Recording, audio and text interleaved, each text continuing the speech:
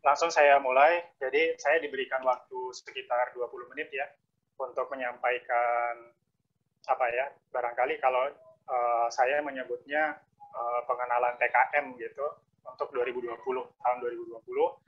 Nah, saya sendiri tadi seperti yang sudah disampaikan, saya dari Departemen Teknik Mesin, cuma ya apa ya, walaupun bukan dari sipil, tapi semoga ini PKM ini kan boleh dibilang lintas bidang, dan harapannya semoga kalian bisa membentuk tim yang ya multidisiplin nih, lintas bidang juga gitu.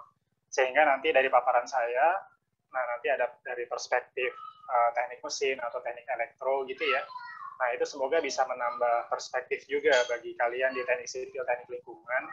Barangkali nanti dapat ide-ide gitu ya tentang topik untuk PKM dan sebagainya. Nah tadi sedikit yang sudah dibacakan oleh MC ya.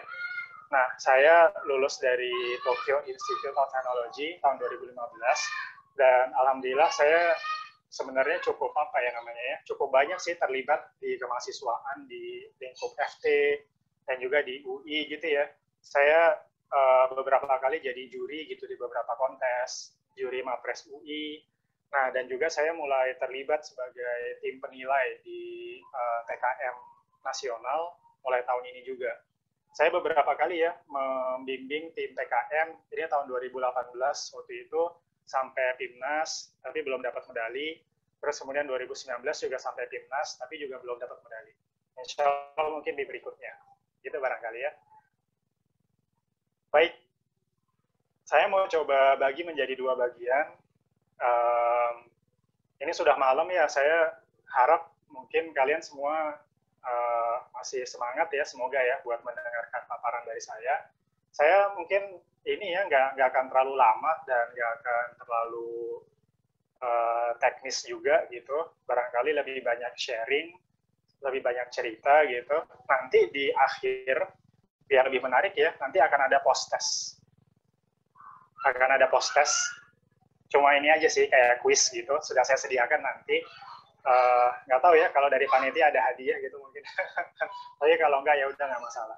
Saya akan bagi jadi dua bagian biar tertata dan lebih bisa diikuti ya. Jadi yang pertama saya akan membahas mengenai PKM dan juga motivasi gitu ya, kenapa sih ikut PKM. Nah lalu yang bagian kedua ini mungkin biasanya butuh lebih panjang waktunya, tapi akan saya coba sampaikan secara singkat aja, how to develop ideas gitu ya. Baik, saya akan mulai dari bagian yang pertama, sekilas PKM dan mengapa ikut PKM. Saya harap sudah pada pernah mendengar ya minimal tentang PKM.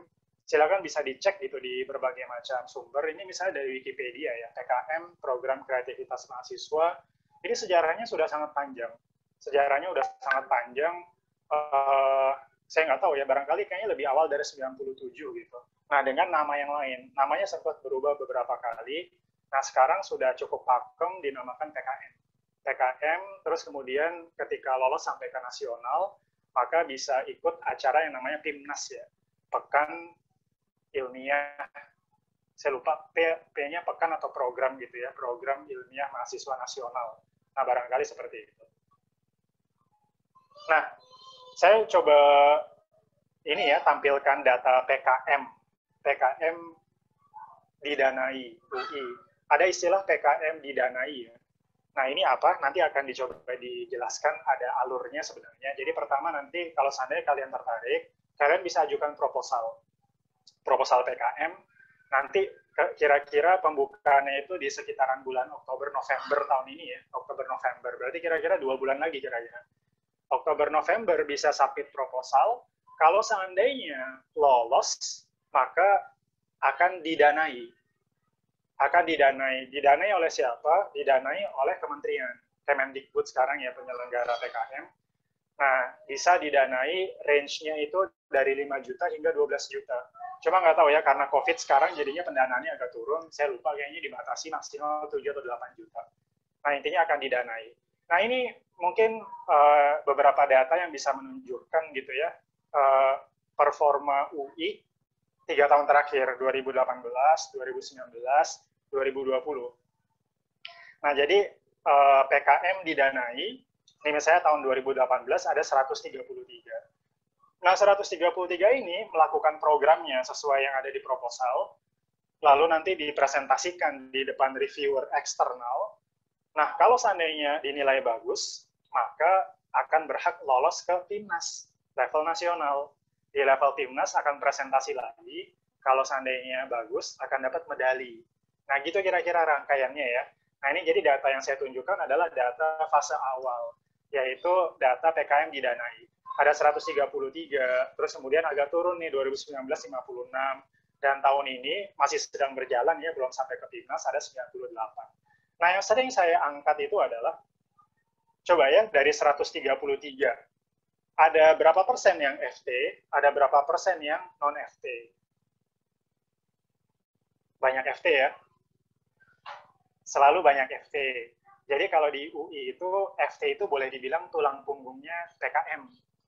Nah, bahkan data 2019, FT itu menyumbang kira-kira 75% nih, 3/4-nya PKM didanai, disumbang oleh FT.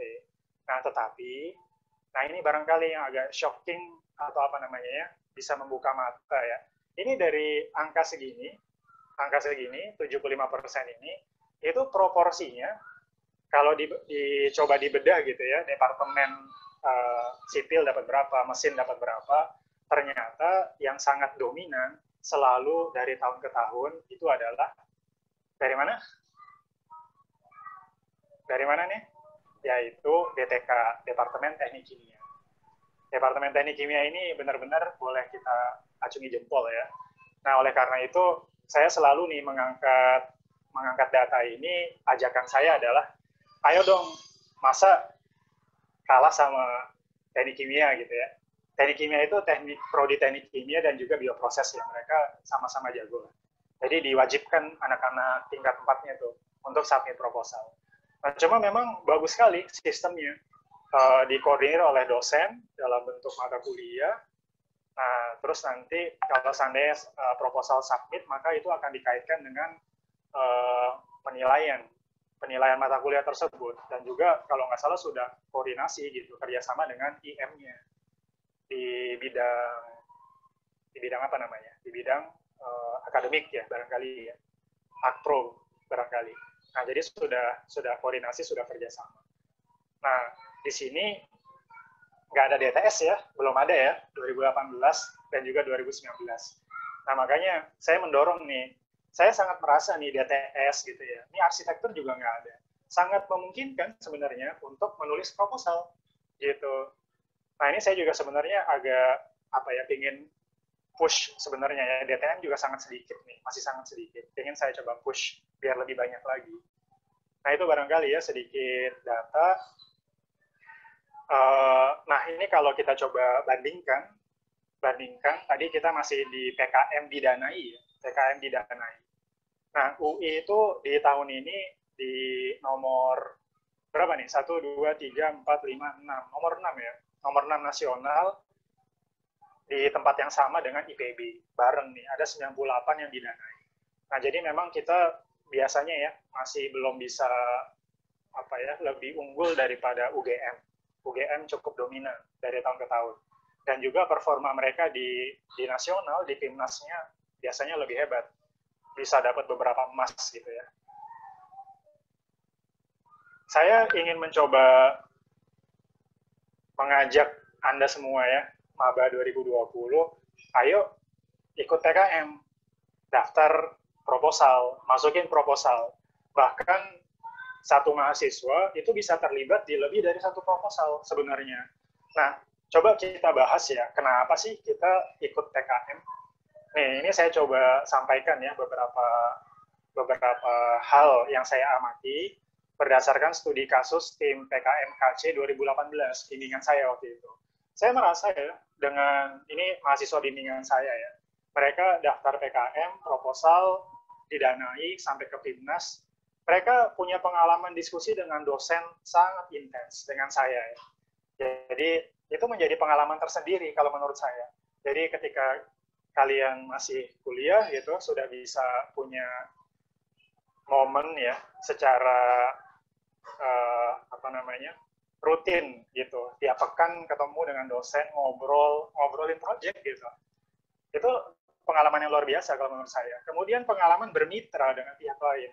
Nah, ini kebetulan waktu itu PKM yang didaftarkan PKM KC, ya, Karsa Cipta membuat prototipe, tapi waktu itu kita bermitra. Kita bermitra dengan FKUI, biar lebih tepat sasaran produknya. Nah, ini juga pengalaman yang luar biasa nih. Bisa kita mengunjungi mitra waktu itu di Salemba, dosen-dosen FK, kemudian presentasi ide. Wah, menarik nih Pak, gitu kan. Mahasiswa saya yang akhirnya jelasin gitu kan. Ini nanti kami rencananya seperti ini, gitu. Nah, terus kemudian ada pengalaman menulis artikel ilmiah, pengalaman menulis rilis media, yang pada akhirnya akan muncul nih di media seperti ini. Kayak misalnya ya, dapat emas gitu ya, akan muncul di media. Nah, terus pengalaman publish patent, pengalaman manage small project, termasuk manage uang, karena kan mendapat pendanaan. Pengalaman presentasi, dan ini berulang kali, banyak sekali. Dalam periode kurang dari 1 tahun, benar-benar kayak belasan kali ya di depan dosen, diberikan masukan, rehearsal beberapa kali. Nah, dan Anda punya kesempatan untuk mengangkat nama UI. Nah, kenapa ini menjadi penting ya? Kenapa PKM menjadi penting? Karena begini, pernah baca nggak? Berapa ya? Mungkin 2 atau 3 tahun terakhir gitu kan? Ada lembaga pemeringkatan banyak tuh. Seperti misalnya kalau pernah dengar Times Higher Education, mereka merilis ranking universitas, begitu ya? Nah, tapi selain lembaga pemeringkatan seperti itu, Kemendikbud juga melakukan pemeringkatan. Nih, kalau misalnya pernah baca berita-berita seperti ini. Ini 2020 skor IPB tertinggi menurut Kemendikbud ya. Nah, kalau Kemendikbud melakukan pemeringkatan, ada banyak aspek yang mereka nilai. Nah, di antara aspeknya itu kemahasiswaan. Dan kemahasiswaan ini salah satunya adalah PKM. Nah, jadi kalau seandainya Anda bisa ikut PKM, dapat medali, maka secara langsung sebenarnya ya, berkontribusi mengangkat nama UI, mengangkat ranking UI, begitu barangkali ya. Nah, ini beberapa dokumentasi tim saya nih. Tahun 2018 waktu itu kita bikin aplikasi rekayasa virtual gitu, virtual reality untuk museum FK di Salemba. Nah, ini adalah tahapan dari PKM dan Timnas. Tadi seperti yang saya sebutkan ya, pengumpulan proposal. Ini bisa bergeser ya, bisa Oktober, November, atau Desember gitu, tergantung dari Kemendikbudnya. Terus kemudian nanti akan ada pengumumannya di Danai, biasanya Januari, Februari. Terus pelaksanaan PKM-nya. Ini untuk tahun ini agak molor karena COVID ya. Terus kemudian ada Monef. Nah, kalau seandainya lolos, maka akan lolos ke Timnas. Timnas di tahun ini geser nih, biasanya di bulan Agustus, tapi kalau nggak salah rencananya besok di bulan Oktober, baru akan diselenggarakan. Nah, jenis-jenis PKM apa aja? Saya nyebut PKM ya, tapi sebenarnya cabang PKM ada banyak sekali. Cabang PKM ada banyak sekali, tergantung dari project yang kalian mau usulkan. Benar-benar semuanya bisa diikuti PKM. Kalau senang penelitian ya, bisa ke PKM penelitian. Ada ide untuk bikin produk wirausaha, bisa PKMK. Kalau ada mitra masyarakat gitu, diaplikasikan di masyarakat, bisa pengabdian kepada masyarakat. Kalau mitranya mitra produktif, berorientasi profit, ke PKMT, penerapan teknologi. Atau kalau mau bikin prototipe, PKM Karsa Cipta, KC. Ini ada yang lain ya, cuma saya, ini sebenarnya PKM, barangkali ya, mungkin sekarang fokusnya, kalau saya bilang sih ke sini dulu aja, ke 5 yang disebutkan di sini. Karena ini yang lebih utama, boleh dibilang dibandingkan 3 lain. Nah, ini perbandingan lebih detailnya, saya nggak akan coba jelaskan detail satu persatu barangkali ya, tapi ini coba saya, coba sentuh dikit-dikit aja. PKM penelitian, PKMP, itu kalau seandainya pengen bikin artikel ilmiah, luarannya. Kewirausahaan, itu kalau pengen bikin produk usaha. PKM pengabdian masyarakat, ini kalau nanti ada produk program gitu, untuk mitra yang tidak berorientasi profit. Misalnya apa? Bank sampah. Misalnya RT gitu ya. Misalnya sekolah, itu kan tidak berorientasi profit. Nah, tapi kalau seandainya punya teknologi, ingin dicoba diterapkan ke mitra yang berorientasi profit ya, PT, CV, nah seperti itu PKMT namanya. ada lagi PKM KC. Ini bikin prototipe atau produk fungsional. Nah, intinya adalah bisa dicoba dibaca di buku panduan. Nah, ini saya kasih contoh PKM KC, tapi silakan ya dicoba dibaca sendiri. Ada buku panduan seperti ini. Saran saya di tahap awal ya, memang sih membaca buku panduan penting, tapi di tahap awal coba bangun dulu aja ide. Bangun ide dulu, bikin kelompok. Nah, nanti ketika sudah mau nulis proposal, baru coba refer ke buku pedoman ini, buku pedoman PKM 2020. Bisa diakses di Google juga ada. Seperti itu. Nah, di situ nanti dijelaskan tuh sebenarnya aturan-aturannya seperti apa, proposal harus bagaimana. Itu sangat jelas di sana. Nah, ini judul-judul Timnas 2019 yang saya pikir mungkin relevan dengan teknik sipil atau teknik lingkungan gitu ya. Intinya bisa sangat banyak ya. Tadi di tabel sebelumnya dijelaskan kalau PKM penelitian, kalau PKMP ya penelitian, tentu harus sesuai bidangnya. Misalnya kalian dari teknik sipil, proposal yang diajukan harus sesuai dengan bidang teknik sipil. Tetapi untuk PKM pengabdian masyarakat, ini pengabdian masyarakat ya, terus PKM kewirausahaan, ini tidak harus berkaitan. Jadi dari teknik sipil, tapi nanti proposalnya itu mungkin apa ya sedikit menyentuh desain gitu, sama sekali nggak masalah. Jadi sangat fleksibel. Nah, ini banyak ya contoh-contoh ide-idenya. Nah, kalau TKMKC harus berhubungan sih. Nah, kira-kira seperti ini. Jadi sangat tidak terbatas ya bisa di. Baik, ini sedikit dari saya sambil setelah ini diskusi ya kalau nggak salah ya. Nah, ini kan kalau ada 200 orang bosan ya diskusinya ya. Maksudnya nggak terlalu fokus. Mungkin sambil berdiskusi bisa mencoba mengisi post-test ini. Oke, demikian dari saya kembalikan ke moderator dulu.